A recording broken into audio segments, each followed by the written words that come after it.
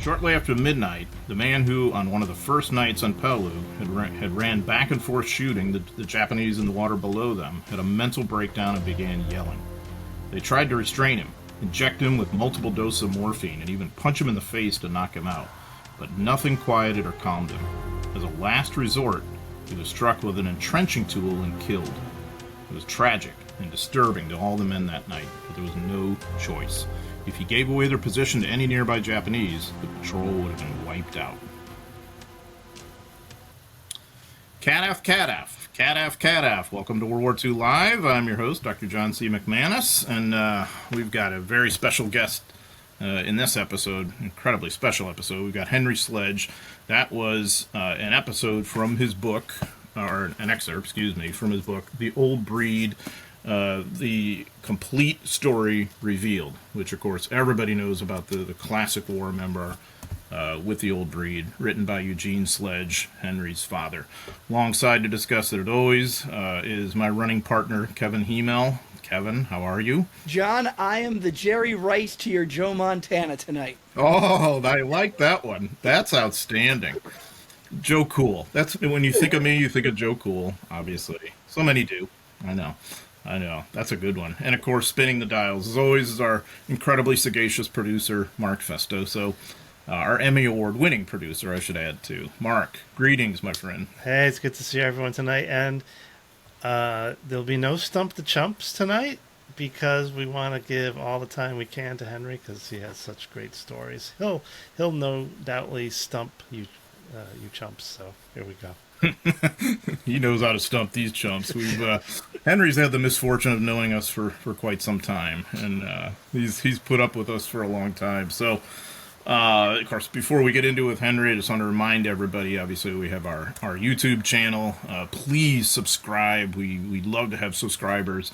Like, share, give us comments. We'd love to hear from you.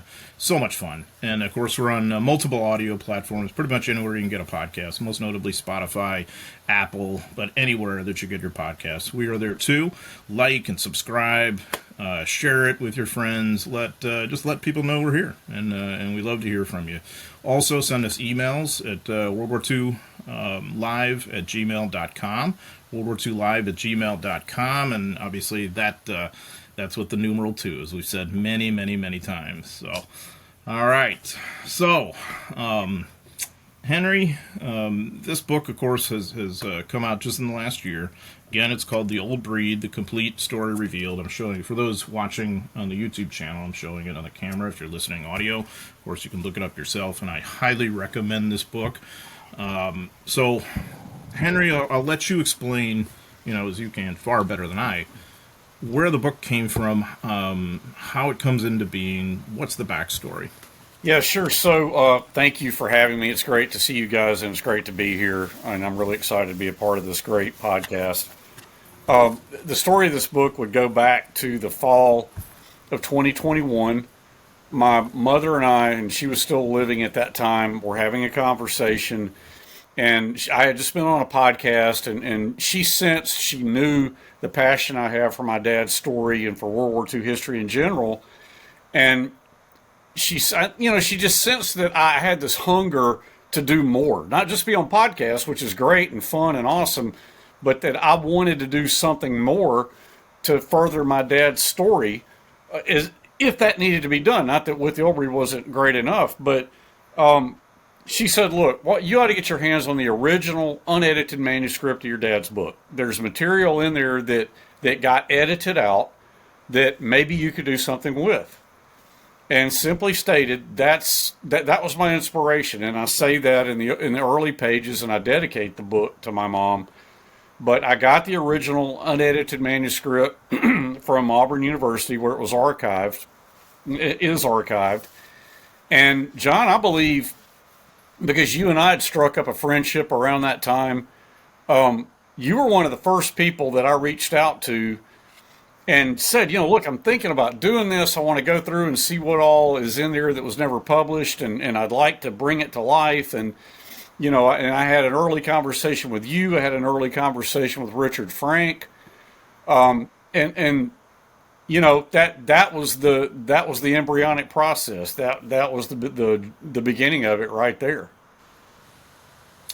Yeah, so just in case anybody hasn't heard of your father's memoir, I just wanted to sort of explain a little bit of the background. It's called With the Old Breed, and it's by E.B. Sledge. There was Eugene Sledge.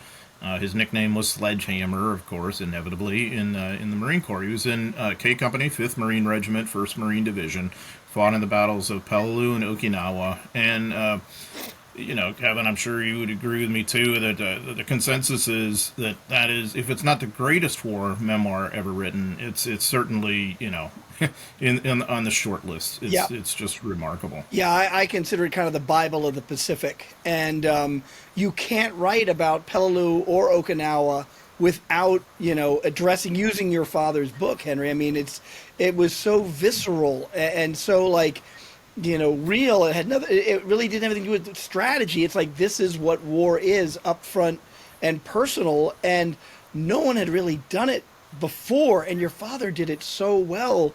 Now I'm going to pull aside here and reserve my right as a co-host to gush, but Henry, I loved your book because I did not understand what it was going in. I thought you had found the extra info on your dad's book and then put it into his book. What you've done had such a great dimension, because you talk about conversations with his friends that you've had, incidents of your childhood and how the war affected your dad and your relationship. That little story about getting that toy Thompson machine gun and hiding to surprise your father, and it triggered so much of his trauma and experiences. I couldn't put it down. I applaud you, my friend. We met and chatted and stuff and hung out before I read your book, and I just got to tell you, man, you just did a marvelous job. Thank you. Well, Kevin, I mean, that makes my week. Trust me. That's great. I mean, yeah. So you bring up a great point by saying that. I'm really glad you. I mean, I appreciate the compliment, but you saying that you thought, and I remember when we had those conversations in Gettysburg, a little over a year ago. So originally, and goes back to when I first started talking to John about, hey, here's what I want to do, to try to write a book. And I talked to my brother about this. It's like, well, what do I do? I've got this material. I'm going through it. I'm highlighting what didn't get published in the original unedited manuscript. I was just looking to see if I've got the 4 big books I had it printed out in. They're over in the closet. And I talked to my brother. I said, should we do like an annotated version, or should I do an annotated version with the old breed, or an abridged version? And my brother, who has written 10 books of his own, mostly dealing with architectural history. He's an architectural historian by trade. He said, look, let me give you my opinion on that. The accepted wisdom is don't mess with a classic. Dad's book is doing just fine. Let's not do anything. He said, I don't want to see you do anything to alter that. And I said, yeah, don't change the Coke formula. I thought, okay, what do I do then? I've never written a book. I asked my brother if he wanted to co-write it with me, and he said, look, you've got the World War II thing. That's your thing. You've got this. And so I talked to Richard Frank, and I kind of asked his advice, and he said, well, Henry, I think what you need to do is just write a companion piece to your dad's book. Use this material and start getting intimately familiar with it. And as you do that, it will crystallize. How you want to handle that will make itself known. And so he said, I think you should do a companion piece. And so I began to think about that. And I mean, John, I could probably look up the first email I sent you where I said, here's what I think I want to do. And I remember what a thrill it was when you answered me back and said, yeah, man, I think that's a great idea, And so I didn't make an outline of how to really do it, which, you guys doing seriously researched history like you do, that's probably how you do it. It's how my father did with the old breed. For me, it was a really emotive, organic process. And I sat down with those printed out books of coil bound books of his original unedited manuscript, where I'd highlighted all the stuff that Presidio Press edited out of what published. And as I started transcribing that into my own manuscript, all these stories started coming back to me. And I thought, okay, this is, and it kind of quickly developed critical mass of its own accord pretty quickly. And I don't want to give too long of answers because I know you guys have things you want to say too. So, Well, it's, I think it's interesting that you mentioned like the kind of the spontaneity of it. I mean, and that's what makes it work. I think is the fact that you didn't necessarily have to create an outline or whatever. I mean, the structure of his story is the structure of his story. I mean, that's what he had bequeathed us. And then, of course, you could add on, and you do in the book, and it's really quite interesting, for those like all of us who have read, your father's book very, very carefully and many times. Some of the add-ons of the rest of the story, a little bit developing some of the things that we maybe already knew about or even didn't. But what I found really arresting was your own memories. The little things about it, like when you're a kid. And it's raining outside, and you're in his study with him, and he's passing on that family lore to you. I wonder if you could kind of comment on that, like, because that's sort of where you begin the book, and it humanizes your father in a great way. When I had begun to really crystallize this creative concept of how I wanted to do this, and by then I'd already highlighted all the unpublished stuff, made notes in the margins, and really familiarized myself with what I wanted to use. And I was talking to my brother, and he's 7 years older than me, and we had very different relationships with our dad, but each of us had very close relationships with him. And I'm just like, I got to figure out a way to start this thing, man. I mean, like Kevin and Gettysburg, I remember you said, what's the first sentence of your book? That first sentence of a book is so important. I remember you saying that. Kevin's obsessed with that. Huh? He's obsessed with that. Right. But obviously at the time I didn't know you and we hadn't had that conversation. But I knew I wanted to start this in a way that would grab people. Okay. And so my brother told me, he said, look, every book I've written, it will come to you. It will come to you the way you want it. He said, and he told me one of his books. He said, I was lying down one afternoon to take a nap, and I woke up, and the idea was right there. That's how I need to start that book. So with that in mind, I remember I'd gone to bed probably 3 o'clock in the morning. It hit me. I woke up and it hit me. And I thought, okay, I remember being like 4 years old, sitting on the den floor looking out at the patio during a rainstorm. And the rain's pounding down, and we're seeing the water babies. And I remember my dad kneeling down saying, look, see those little splashes? Those are water babies. Those are elves playing around in the water. And I remembered that, and I thought, the dead BAR man at Half Moon Hill on Okinawa. And I got that, and man, I mean, guys, the way he wrote that half-gone face leering up at him in the rain, the star shells popping in, the driving rain, they're sitting there, shivering, just trying to, he looks over about 10 feet below is this dug-in BAR man who had been killed by an early shell hit. And the guy's still perfectly laced boondockers, leggings, clutching his rust, he was already starting to, the body was decomposing, because it was in that hotly contested area of Half Moon Hill, and there was a lot of counter battery fire, and the Marines could not remove their dead yet. And my dad wrote so horrifically and with the old breed of this image of this guy, starting to decompose in that skeletal face, still under that perfectly strapped on helmet. And just the shocking visceral image of that. And I thought, anyhow, he described seeing the water babies around the corpse. And I just thought, I thought, okay, what if I can write this the right way? If I can handle this, if I can create that scene and describe my dad describing that to me and tie it to what he wrote, that might be a way that people will read that and go, okay, wait a minute, that's like, whoa, I'm curious, I want to read more. And fortunately, and I tried to not quote from his book too much. I tried to really stay away from that.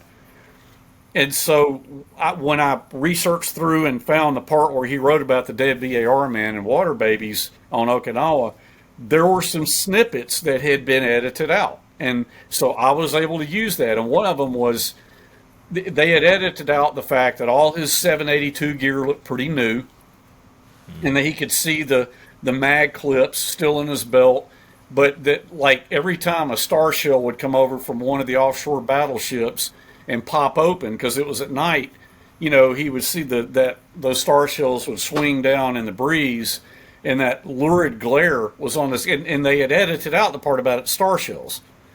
And so I thought, okay, there's something I can use, because I didn't want anybody to say, well, he's just aping his dad's book. That's all he's doing, But I'm probably going into too much detail describing that one scene, but that was how I wanted to start it, and so I used that that episode. But then literally one of the first things I wrote was I went back and added this about us going to Mobile to visit my grandmother when I was a kid, when my brother and I were kids, and I ended up using this where I described, my brother and me looking at my uncle's medals, because my uncle had been in the 741st Tank Battalion and had, 3 Purple Hearts, 2 Bronze Stars, a Silver Star. And so I thought, okay, I use that as my introduction. And that literally, that was the last thing I wrote. The manuscript was pretty much done and submitted and edited, and I remember thinking, wait a minute, I want to mention my uncle and being in 741st Tank Battalion, and how, looking at his medals, my brother and me running in the house, he'd go, hey, let's look at Uncle Edward's medals.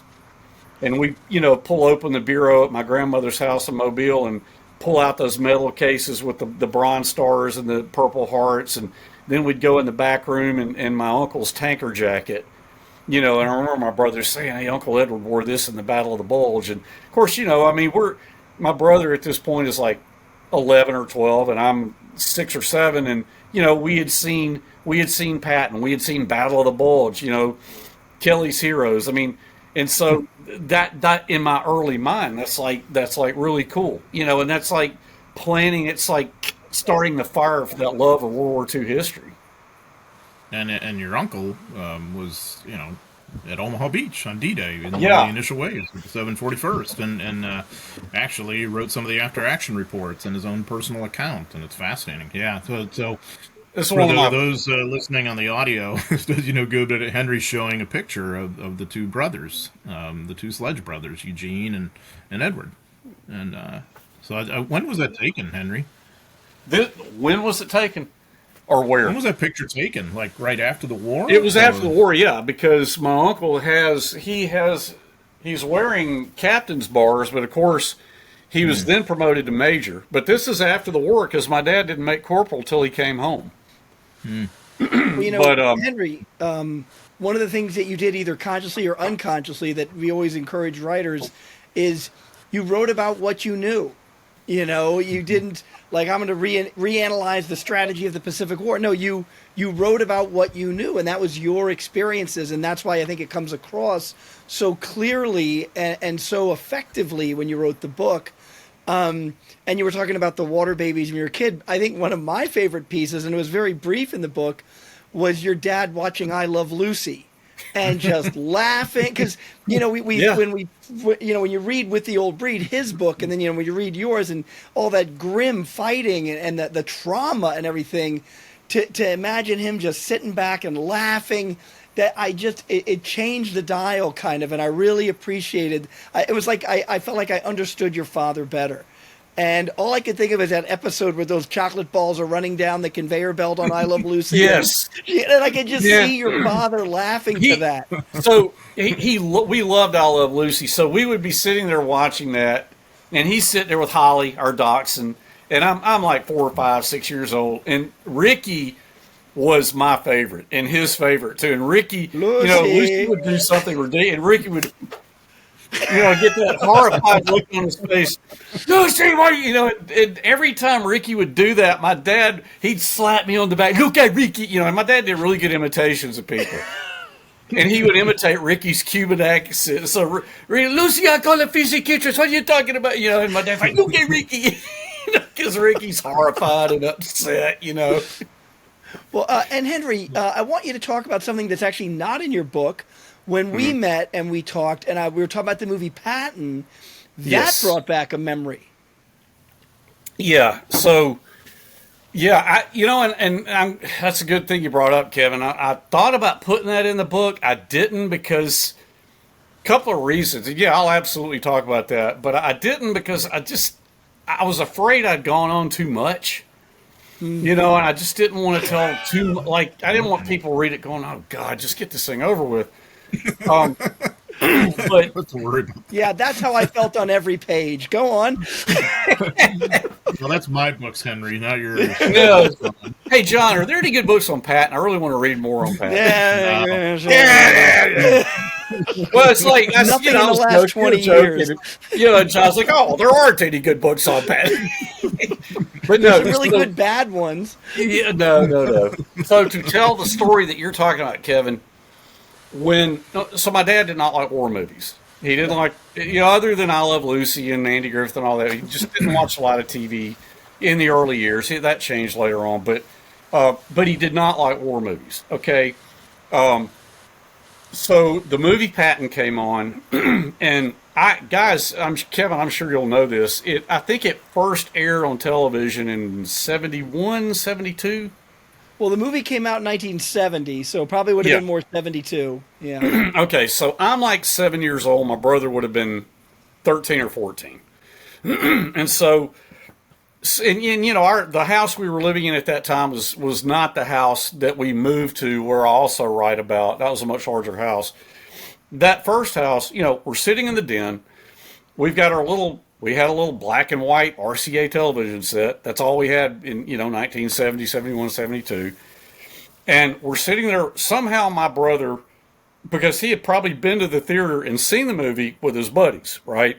So the little theater in downtown Montevallo. And so here we are a couple years later. It's on TV. Somehow he had taught my dad into hey, it's really well done. Let's watch it. So my dad, against all odds, agreed to. And so we're sitting there watching it, and I have no memory of the first part of the movie, but it's where they're in North Africa. I guess they're at Tunisia. And it's just this cacophony of, it's this set piece battle, the German tanks, troops coming across the desert. It's just this cacophony of high caliber shell fire, and it's just one explosion after another. And all I remember is my dad sitting there. And guys, I've told this story and become emotionally just overwrought telling it. All right, don't worry, I won't now. But I just remember sitting there watching that.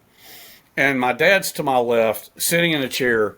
And I just remember him becoming physically agitated. And my brother's to my right. I'm in the middle. My dad's here. one shell explosion after another on the TV. And I just remember my dad, I become aware that he's just really getting agitated. And he gets up out of his chair and goes in the kitchen and begins pounding on the refrigerator and bawling and crying. And my mother, of course, John, she makes my brother jump up, turn the TV off. And he does. She goes in the kitchen, and he's distraught. And she brings him back in, gets him to sit down, and he was just bawling. He was just overcome. And it took several minutes, but she got him calmed down. And I don't remember a lot about the rest of that night. That we did not go back to watching the movie. We never spoke of that again. Nobody said the next day, hey, what happened to you last night? It was this, I had never seen, and I never did see, such a physical manifestation with my dad, okay? My mother told me in later years, she and I did talk about it, but what, she got him calmed down, but he was just bawling. He was distraught. She told me in later years, she and I did talk about that, and it may have been when I was working on my book, but it was much, much later. He had since passed away. But what she told me was that he had told her earlier in their marriage, when they were under heavy shell fire, they would pound the sides of their foxholes in desperation and frustration. And it was just the sheer helplessness of being under, 90 millimeter or 90 millimeter, 81 millimeter, 70 millimeter artillery, just that high caliber shell fire. He described it so eloquently, and with the old breed, you felt the ground swaying underneath you. And she said to me that was that primal reaction he was having. That was the most physically intense manifestation that I ever saw with him, and I never saw anything like that again. But yeah, that's that. And I didn't write that. It was. I mean, that's a hard thing to recall, but it's important. It's important to be talked about. Yeah. Because that movie, that triggered that Pavlovian response for him of what it was like to be under heavy caliber shell fire, and he always said that was the ultimate feeling of hopelessness. Of course, and this is 27, 28 years later. I mean, so that shows how that stays with you. And in your perspective, you're seeing that as a kid. Your dad shaken up like that. It had to be an eye opener as to what war really is. Yeah, in that sense, don't you think? Wasn't it? I mean, oh, absolutely. Well, and guys, I mean, I've thought about this. I mean, you read some of the things that. Hang on a second. Henry's got his boss. You're right. No, my wife was actually. Andrea was just saying, good spot for the Saving Private Ryan story. So, when Saving Private Ryan came out, which I absolutely love that movie, and I got to ask, John, you're Cat-Aff, is that when Captain Miller's picking up the radio? Cat-Aff, and he... It is. Yes, yep, love that. Catch. Somebody knows proud it. Of you. It's awesome, yeah. Yep. Yeah, Rabbit, where's your BAR? The bitch tried to drown me. It's the bottom of the channel. Okay, somebody's memorized the movie. No, but so what Andrew wanted me to tell you was when Saving Private Ryan came out, Dale Dye called my dad. And he was, they were very proud of Saving Private Ryan, justifiably so. It's one of my favorite movies. But he was calling my dad, out at like, hey, you ought to watch this. It's really, we think you'll like it. And my dad, with the kind of sardonic sense of humor he had, he said, Dale, there's a better chance of me walking in the kitchen and putting my hand on a hot stove than watching Saving Private Ryan. That was just his sense of humor. I mean, it wasn't out of any lack of appreciation for their efforts at making a good movie. It was just, he just had no desire to see that. Henry, I don't blame Henry, him. I'm curious. Did your father ever see The Best Years of Our Lives? Kevin, I don't know. I don't think so. I mean, if he did, we didn't talk about it. Yeah. Because that's such a different war movie. I mean, if you want to, guys this coming is totally home. The adjustment. I mean, let me throw this out there. This is just out of left field. I thought about writing this into my book, and I kind of wish I had. I didn't.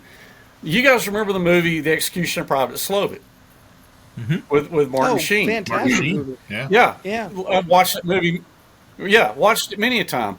I remember in the early '90s. I'm long since out of the house. I got an apartment with a couple of roommates, and I remember we watched that movie. And this is like 1991. I'm thinking, and when it was over, it just had me thinking about my dad. And I went upstairs and I got on my phone and I called him up. And of course, it's like 10 o'clock at night. He's just sitting around the house with my mom, and I said, I just got done watching that movie, The Execution of Private Slovik, and, Eddie D. Slovik deserted 28th Division. I think he deserted, Dad. You've heard the story. Yeah, I've heard the story.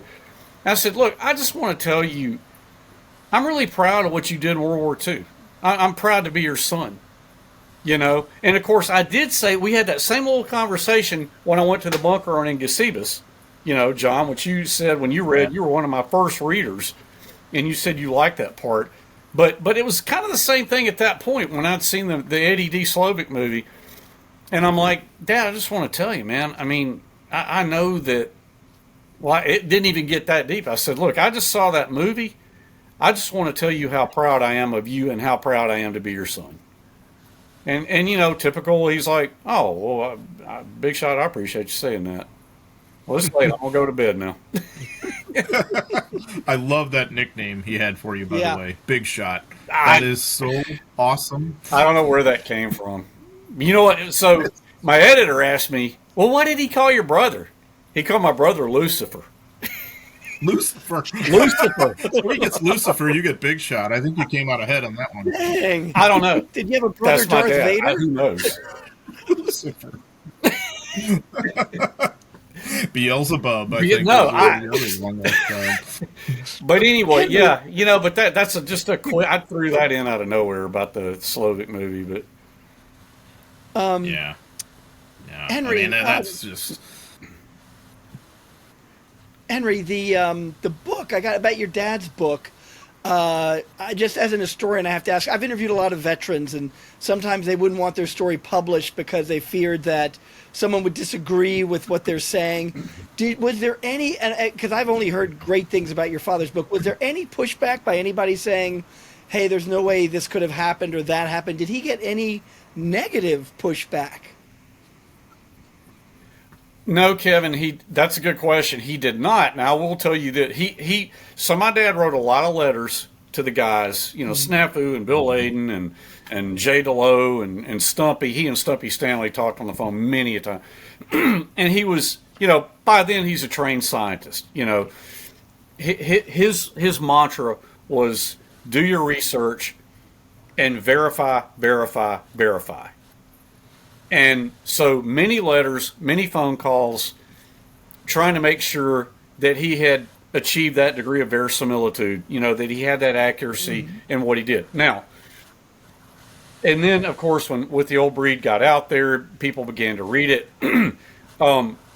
People would write him letters, and he would sit down and try to answer every letter. And I do remember a guy wrote a letter. It was a very negative letter, and the reason for it was this man had been in a rear echelon unit, okay? And it was a respectful letter, but, you know, my dad was very frank and with the old breed talking about the rear, and I was able to use material, you know, like when they find the guys who were the shore party guys with the red dots on their uniforms. I couldn't, that was such a great piece of material. And then they see a row of guys on Okinawa at the base of a ridge that had been hit by shell fire, and they had the red dots, you know, on their helmets and uniforms after they said, oh, we're shore party. No, we handle supplies. We don't go up to the front. And, you know, and the guys got in an argument about it. Not my dad, but his buddy. You know, that's a great little story, I think, that I was able to use. But this man who wrote my dad had been rear echelon, and he took umbrage at the way my dad, which my father was respectful. You know, he was respectful in what he said. Look, in what got edited out also that I used, he also said, to be fair, these guys were doing the job they were trained to do. Because we were raggedy-ass, filthy, bearded infantrymen just off the front lines.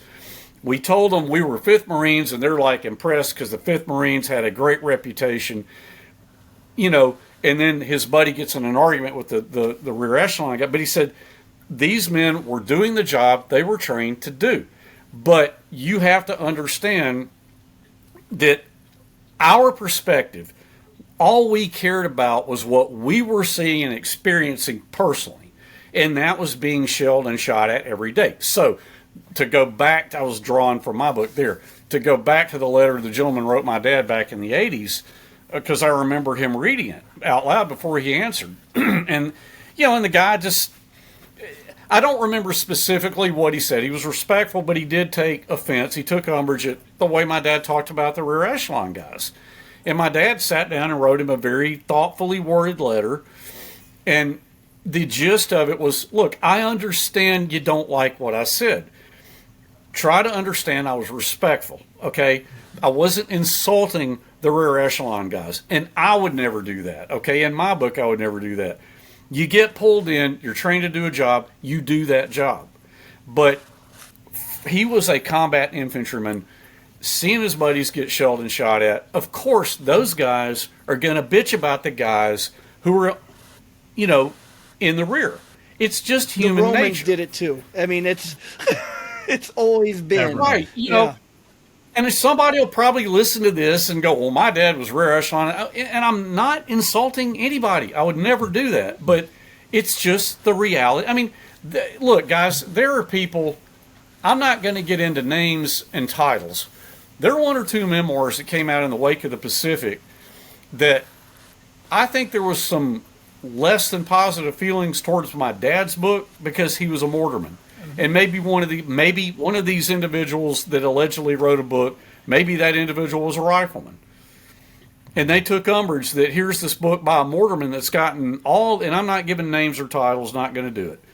But here's this book by a mortarman that's gotten all this attention. Okay, I mean, I can understand that. I've talked to my buddy Dave Holland, who's about to have a book come out on Guadalcanal, and he was a machine gunner back in the 90s. And he said, man, the riflemen insulted the machine gunners insulted the riflemen, the mortarmen, we're all, it's just, but at the end of the day, we're all fighting to protect each other. That's just human nature. But anyway, my father answered the letter to the gentleman who had been rear echelon and tried to be respectful and basically said, look, I understand why you feel the way you do, but you have to understand, number one, I tried to be professional and respectful in what I said, and you have to understand my point of view. Other than that, though, Kevin, I mean, really historically, from the historical standpoint and the degree of accuracy, I don't remember any pushback in the way that you're asking. I mean, and the guys that he was writing letters to, all the guys from his unit, how did they feel about the book? Because I would imagine they were pleased to have their story told, like somebody was able to sit down and do something I couldn't do and tell our story.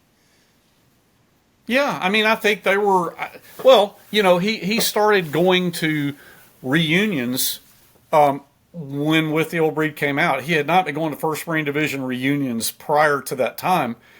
And then the book started coming out and guys started reading it and it started making the rounds. And no book, you guys know this better than I do because you've written multiple books. A book is, a movie can take hold really quick and catch on fire. With books, it's not that way. It's a slower burn, right? And a good book, like my brother has said and other authors have said, a good book will find its way. And so With the Old Breed began to make the rounds, and other other veterans are reading it saying, hey, yeah, this is telling it like it was. There's none of this self-aggrandizement or macho talk. There's none of that. This is a pretty hardcore look at what it's really like. And so, yeah, I mean, I think the positive feelings were definitely there and began to grow, particularly from the Marines. I mean, I've seen letters that I mean, but my father's like like if he were alive today, what would he care more about? What other Marines said about his book, or the fact that Tom Hanks and Steven Spielberg made a miniseries? Okay, I love the Pacific. We all do. We love Band of Brothers. We love the Pacific. That would mean nothing to him. What would mean something to him was, what did his buddies think? What did his other Marine, did he do them justice? Because ultimately, a guy who's been in combat, and I have not, but a guy who's been in combat, and John and Kevin, you guys, and Mark, you'll agree or disagree, but the guys they feel like are the heroes are the ones who didn't make it home. Henry, your dad, it's been talked about that he was writing this book for a lot of reasons, but one reason to kind of try to get it out, right? So the stress that he had over the years, and he kind of does this book. And when the book's done, right, he's kind of completed that task, right? Tell me a little bit about after the book comes out. Is he just like putting it behind him now? or do things take a different direction because of this long, slow burn, right? As it starts to grow, what's his life like? Well, I think, he did nothing to promote the book. He like he was writing it, as I talk about and have said many times. He was writing it for the family. Okay, there was never any intention to have it published. My mother inspired him to get it published. It did get published. Now, to address your question, the Marine Corps Gazette wrote a review of it, published an excerpt about defense in depth on Peleliu. That was very well received. The Marine Corps started paying attention. He was asked to be in a documentary back in the early '80s. They flew him out to California to be in a documentary on the essence of leadership, which actually was Lee Marvin was in that too. And there's a scene where Lee Marvin is sitting in a Marine barracks reading from With the Old Breed. And of course, my dad joked about that because he said, "Oh, it makes it look like Lee and I are hanging out, having a cup of coffee, talking." And of course, Lee Marvin had been at Kwajalein. He says the reality of it is they filmed his part, filmed my part. I never even saw him. But the point of this is that the Marine Corps was giving credence to his work and involving him in things and showing respect for what he had written. On other levels, people began writing him letters. Okay. In many years later, he would be invited to come speak to a group. He would, Lou Rita made some excellent historical productions back in the 90s on Peleliu, Okinawa, on other battles. He was invited to be a part of those, and he had some great interviews in those. I mean, the Bloody Hills of Peleliu, I wore that thing out in 1999 before I actually went to Peleliu on my trip. But Mark, people would write him letters. He would get phone calls, from other veterans who somehow found out how to get in touch with Eugene Sledge in Montevallo. He tried to respond to people on an individual basis. He would go speak to groups if he were asked. There were no podcasts back then. But, I think that it was just this mounting level of attention that began to come his way. And I quoted a letter in my book where he had written Stumpy Stanley and Bill Layden and maybe somebody else. But in that letter, he, was thanking them for, hey, the book's about to be published. I can lay down my pen and just get on with my life, because writing it has forced me to go back to a place where it was not pleasant to go back to mentally, right? So he was saying to these guys, I'm glad it's done. I can focus on my career, focus on my family. And, ironically enough, it kind of just kept, pulling him back in. People writing him letters and wanting to talk to him. And people, one thing I saw several times, young Marine officers, young Marines would come to Montevallo to visit him. I saw that many times. I would come home or I would come home and there'd be a strange car in the driveway and I would walk in the house and there would be, a clean-cut young man sitting there talking to him, just like obviously super, super enraptured by the fact that they're getting to talk to the author of this book. And it would be and my dad would introduce me and I would pay my respects and then I would go on about my business. And it'd be a young guy who'd just gotten out of Quantico. Or it'd be a young Marine who had been enlisted and had just gotten out. One time, I should have put this in the book. These two young men came to visit him. They were New York City police officers. And they had read his book. And, they came to visit my dad. This was probably late 80s, maybe. And they had this lovely afternoon. And these guys were two New York City police officers. And I was not there for this, but I heard about it a few days later. And they had this, my mom would make sandwiches, and she was just this gracious, lovely hostess, And these guys sat there with him, and they had this wonderful afternoon. And my dad said, at the end, they're like, well, God, I guess we better leave you alone now. We've taken up a lot of your time. And he said, where are you boys headed? You headed down to the beach? Or, he thought they were on vacation, headed somewhere else. And they said, no, we came here to see you. Yeah, well, my publisher's from New York, so it was really cool talking to him because it's just, hey, Henry, I want to talk to you for a minute, but they're like, no, we came here to see you, sir, and he was just like, you drove down here from New York to visit me? Yeah, well, we really honor what you did, and that blew his mind. And I was like, wow, that's incredible, so golly, there's so many little stories like that are there. I remember, and Mark, maybe I'm straying a little bit, but of course I wrote about the day I met Snafu when Snafu and his wife came to visit from Louisiana, and I paid my respects because I obviously knew who Snafu was, but I think I was like 20 years old, 21. I was just a dumb college kid, I was planning on what party I was going to that night, but I shook hands with him and we spoke cordially for just a minute, and I wish I had just sat down over against the wall and just listened to him talk. Yeah, we all feel Mark, that about interviewing a vet, that we didn't ask enough questions, yeah. We didn't give enough silence.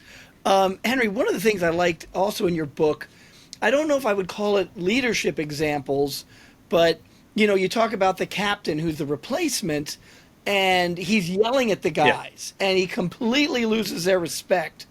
And yet on the other side of that, you've got I think it was an LCTV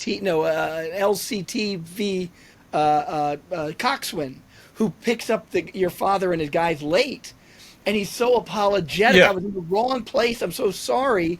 And the guy that screwed them over picking them up, he's okay with because they were honest. But the commander that they have to serve under, they don't respect because he's mad that they didn't listen to him during a firefight. And they were in separate parts of the book, but in my mind, I just put those right next to each other. Right. That's a great story, Kevin. I love the imagery. So that was when the coxswain of the LCVP was late picking them up. They'd been training on Guadalcanal. After Peleliu, they're training up for Okinawa.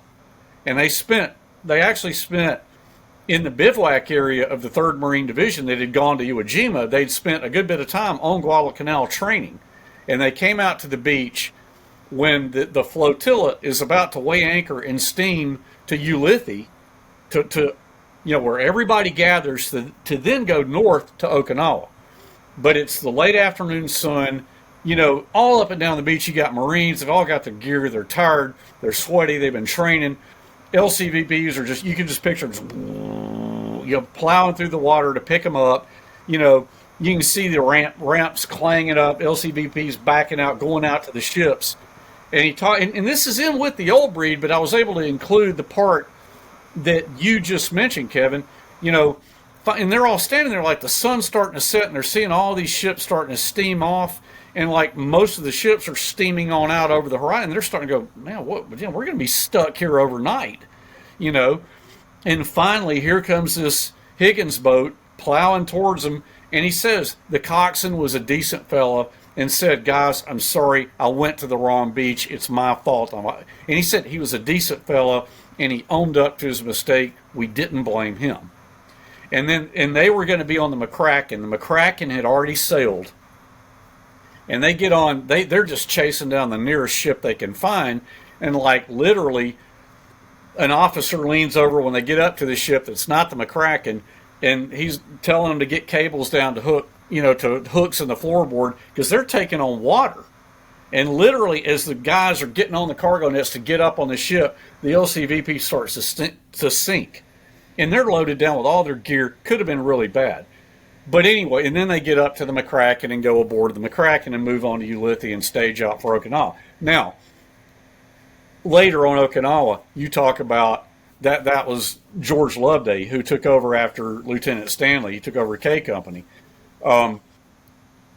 It's interesting, Shadow was the code name used in With the Old Breed. In the original unedited manuscript, my dad used the term scarecrow. And so I don't know why there was a change, but I wanted to keep it consistent with the old breed, because I didn't want anybody coming in and saying, well, there's incongruity here, doesn't agree, you know. But that was Shadow, and Shadow was an officer who just was not respected. He yelled and berated the men, and my father, Kevin, to speak to specifically that, I mean, he despised people who could not and would not control their tempers. Especially, you know, punishment was pretty strict. If a Marine had to respect and obey his officers, you know, and there were consequences if they didn't do that. And, you know, like when they're on that firing line up on the ridge and shooting at the Japanese in the culvert, and Shadow comes along, throws his cap down, yelling and berating him, you know, they despised him in that moment. You know, and of course that's kind of a composite character that we see in the Pacific in Part 9. You know, when my dad shoots at the Japanese with a pistol, and you have the lieutenant. I tell you to send you up there to observe. I see you with a sidearm. You just gave away our goddamn position. You know, I think the Japs got a pretty good idea of where we, you know, but that was actually supposed to be that guy, but they kind of combined that character with some other stuff, you know, But yeah, like another example that had edited out, I was able to use in my book, where, you know, there's a lieutenant who tells, like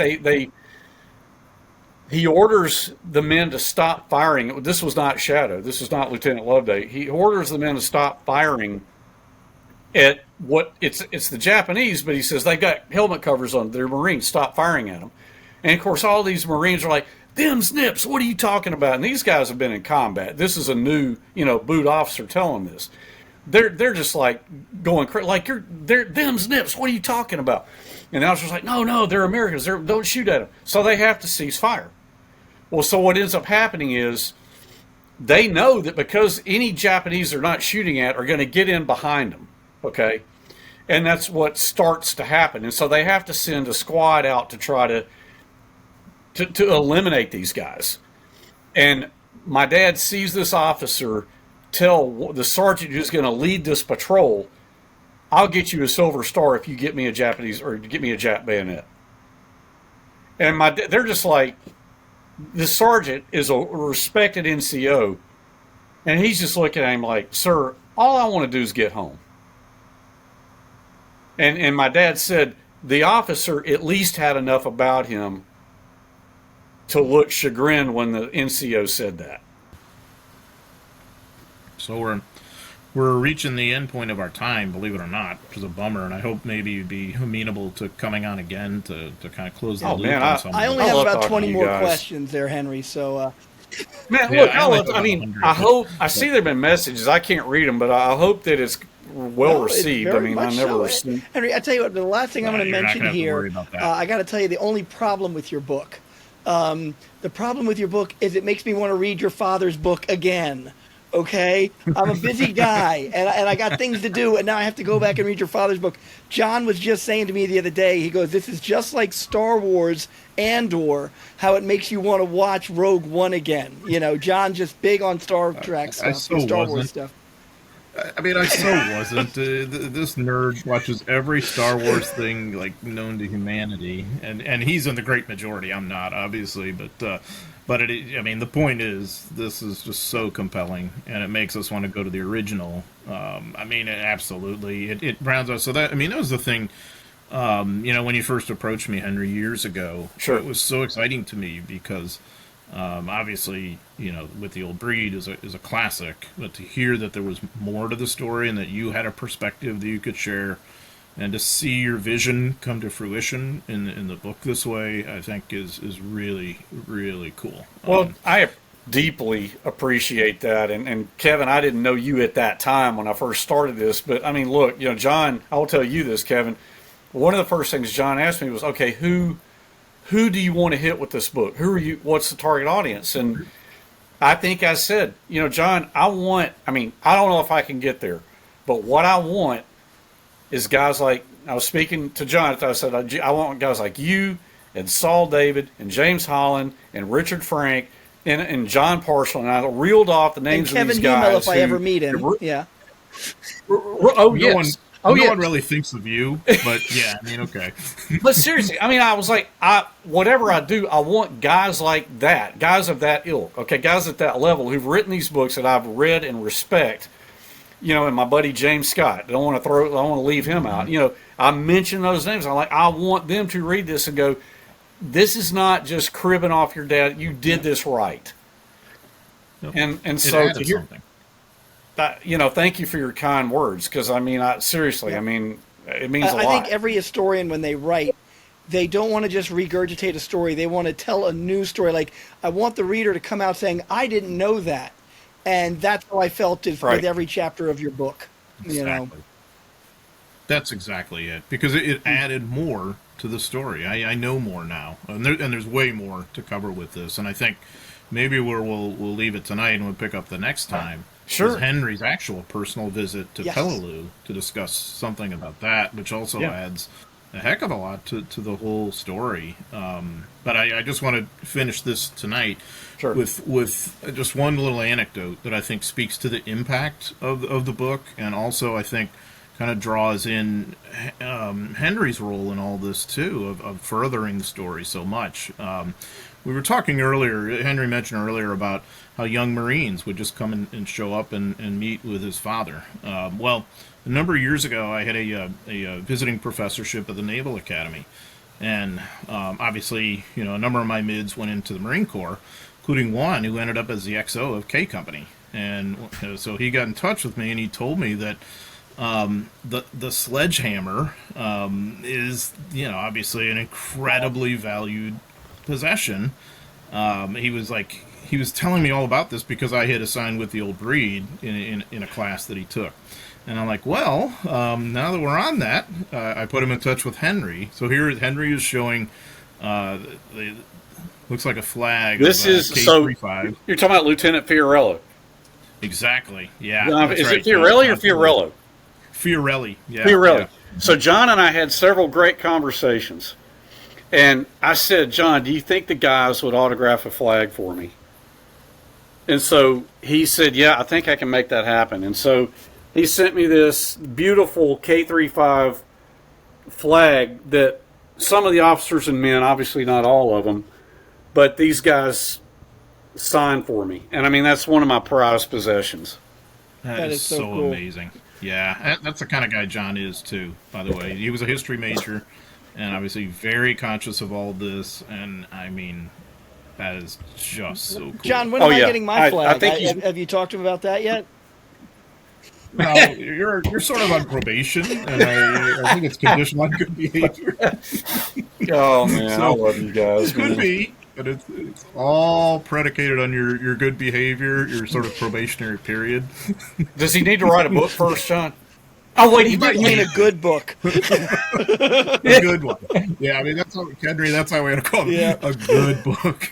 I mean, it was awesome at Gettysburg because after I did that thing, like I did a book signing and like John of course was signing books, and Kevin, like I literally just met Kevin Hymel, and Kevin's like, hey, these man's books are crap, nobody buys these. Because at a book signing, I always end up holding John's books open for people to sign, while I hope that someone comes to and asks for me to sign one. God, I wish I was joking about that. Well, Kevin, the guy's written, 20 books? I mean... At least a couple dozen, yeah. I'm catching up. It's kept me busy. Oh, you guys crack me up. Well, this has been absolutely amazing tonight. And Henry, I appreciate your willingness to sit down with us tonight and to endure us interrogating you into, as you're roped into it now, into coming back again and picking up where we left off. You guys are my friends. I love you man. guys. I mean, Mark, all three of you, man. I love you guys. You're my friends. I mean, Mark, you do amazing work. There's a reason you're an Emmy Award-winning producer. There's a reason for that. Exactly. There's a reason why Kevin Hymel's books are like 600 million pages long, because he knows everything about Patton there is to know. I mean, John McManus, like I said, you could like pave across a river with your books. I mean, you just keep I know. I've putting had them no out. life for years. Exactly. I've had no life for years, and it shows. We could No, but for a it's river awesome, this crossing. passion for World War II history that we Yeah. share. You know, Yeah. I love We that. are brothers that way. Yeah. Absolutely. All kindred spirits in that regard. So, yeah, this has been amazing. Thanks for joining us again. The book is called The Old Breed, The Complete Story Revealed. Buy it, read it, live it, love it. It's amazing. And read with The Old Breed in case you haven't. Oh my gosh, what an experience. And by the way, Eugene Sledge wrote a follow-up memoir for his immediate post-war experience. It's called China Marine, which is also fascinating, like anything he wrote. And there's going to be a new version of that coming out. Yes. When is it coming out, Henry? is- In the next year, I think. It is coming out, I think, in the spring, and I will just say our good buddy John McManus here wrote forward to it. Oh. It is an honor Honored to me. do that. I asked if you would, and you honored us, my family, That's by right, doing because I said that. no, So thank you. John, and then he Tremendous went honor. to you to write the introduction. There you go. Well, I think in the case of asking you, it was just sort of lip service, and they really wanted me, but it was, I appreciate it. It was a tremendous honor. So, Yeah, absolutely. if you're watching on the YouTube channel, again, please make sure to subscribe, like, leave us comments, share, and of course on the audio platforms too. We're on Spotify, we are on Apple, we are on all of them. So we hope to someday rule the world, and you can help us make that happen. So. The email address for our Stump the Chump segment, of course, is worldwar2live@gmail.com, and that's with the regular Arabic numeral 2, worldwar2live@gmail.com. Please keep sending us those questions. We love it, especially as many as you can get to us on the North Platte Canteen. Gag. And, Kevin will now become like the ultimate expert on that, and I'm putting him up to that. So. Well, thanks everybody for joining us tonight. It's been an absolute blast, and a special thank you to our buddy, our good brother, Henry Sledge. You're very kind to put up with us. Thanks, my friend. My pleasure, my honor. Thank you. Good stuff, guys. Thanks for joining us, everybody, and Roger out.